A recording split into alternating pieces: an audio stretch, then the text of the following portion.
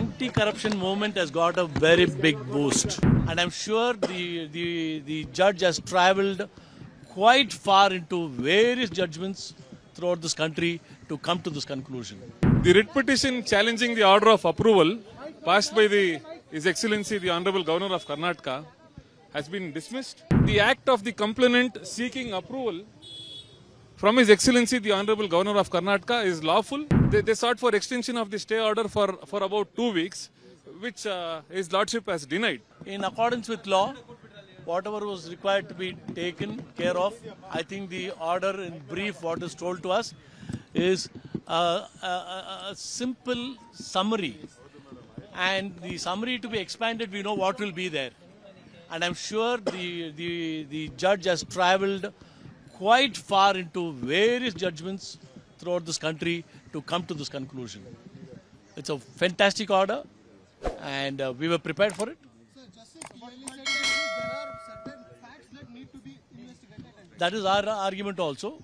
Undisputable facts were there. So The writ petition challenging the order of approval passed by His Excellency the Honorable Governor of Karnataka has been dismissed, and the summary of the judgment would be that the facts envisaged in the complaint would undoubtedly warrant investigation, firstly. And secondly, the act of the complainant seeking approval from His Excellency the Honorable Governor of Karnataka is lawful, and there are absolutely no infirmities in connection to the same. The kind of facts and figures which Please. Yes. Yes. There was a finding which says the facts forthcoming in the complaint undoubtedly warrants investigation by an investigation authority. Okay, and it is also the finding that the Honorable Governor, His Excellency the Governor, has exercised abundant caution and has traversed through all relevant material before coming to the conclusion as to whether to grant sanction or not. And therefore, sanction granted under Section 17A is upheld by the Honorable High Court of Karnataka. seeking some time that they wanted that no action. No. See, they sought for extension of stay pending appeal period. Okay. They sought for extension of the stay order for about 2 weeks, which His Lordship has denied, and stating that the interim order which existed in the favor of the petitioner would also be dissolved. As per sources, So as of now, there is absolutely no difficulty for the special court of legislators to proceed with the complaint in accordance with law. so what will be your next course of action? Like if you want to involve some agency to investigate the matter, which agency would you prefer? See, as of now, it is the Lokayukta which would be, which would be brought into the picture before the special court, and thereafter we would think of whether to getting it referred to the CBI or any other investigation authority.